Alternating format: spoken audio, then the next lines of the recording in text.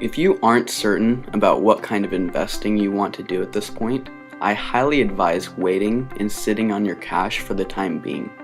It's totally a good thing to study your craft and wait for the opportune moment. Patience is a virtue, especially when it comes to things where timing is a major factor. That being said, I spent a year and a half doing research in real estate before actually making my first purchase.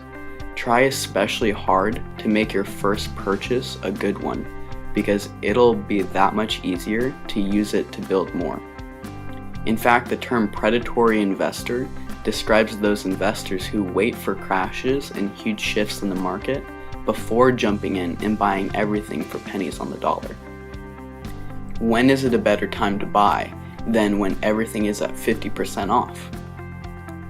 In life and in investing, you will make mistakes, and that's part of the learning process. The big question is, how expensive are those mistakes going to be for you? So let's start off with my first and favorite platform, real estate. Andrew Carnegie, steel tycoon of America, said that 90% of all millionaires become so through owning real estate. More money has been made in real estate than in all industrial investments combined. The wise young man or wage earner of today invests his money in real estate. For now, let's just look at the pros and cons of real estate to get a basic understanding. Starting with the pros, you can put little or no down to acquire the asset. Every person in America who has 620 credit and a good enough debt-to-income ratio qualifies for a 3% down FHA loan, while most investment properties are only 20 to 25% down. Depending on the situation, some sellers will even allow no money down, or they can do what's called an owner carry, and you can bypass getting a bank loan to get the property.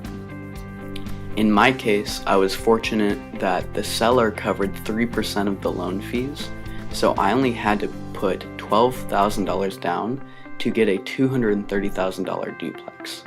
I have a tenant in one unit to pay for almost the whole mortgage, and I cover the rest plus the utilities. So I essentially have a nice place to live and cheaper rent than if I didn't buy the property.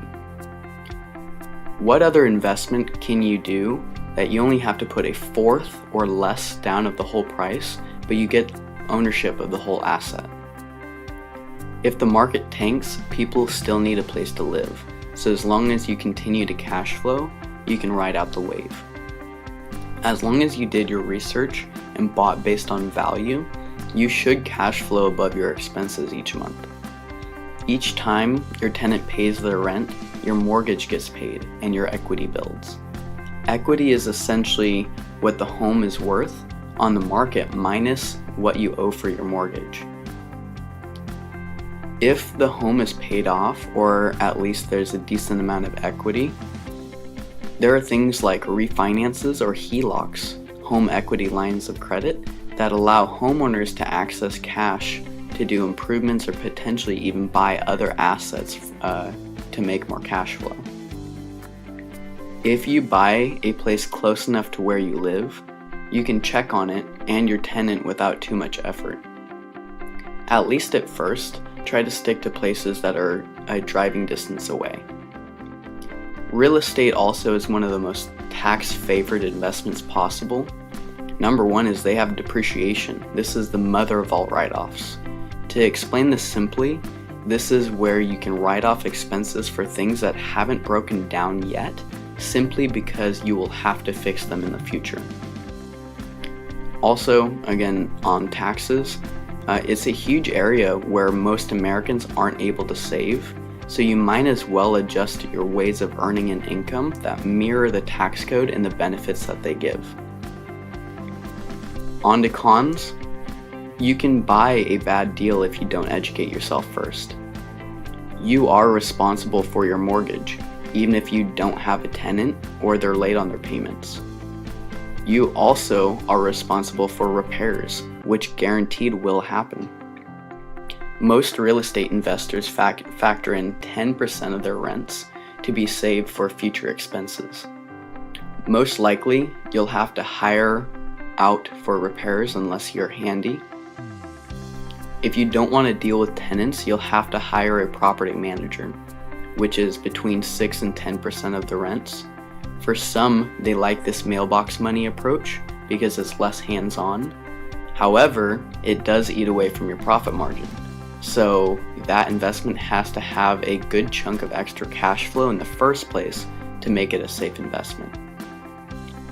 Word for the wise is get inspections done on the property during your escrow period so that if some unexpected expense pops up, either the seller will give you a better deal or you can just back out before getting stuck with a bad buy. If you don't have the down payment saved for a property or you want to take baby steps into investing, another less expensive and time-consuming version of real estate is through crowdfunding. You can invest in a REIT, which is a real estate investment trust. They have the skill, track record, and know-how to make good investments, while you and other investors have the funds to make the deal happen. Even though you aren't directly investing, just like any mutual fund or investment manager, you'll always want to keep and look at the track record of the particular REIT that you're considering. Many preemptive activities may take more time up front, but they save you time, money, and peace of mind overall and are well worth it. Again, it's up to you if you think you are wiser with your money than they will be. The 5 most popular real estate crowdfunding sites that I found are: number 1 is Peer Street, that is known for a consistent 6 to 12% annualized return. Crowd Street, Fund That Flip, 1031 Crowdfunding, and Real Crowd. Most of these options are $1,000 to $5,000 to buy in. Another option worth mentioning is Fundrise, which has a $500 minimum to get started and has 3 main e-REITs available. In my opinion, real estate is the best proven path for wealth generation. Please consider buying a duplex or a single-family home and renting rooms to pay for the mortgage. Even if you're barely cash flowing, as long as you bought at a decent time, you'll be gaining equity each and every month and continue to progress forward on your path to financial freedom.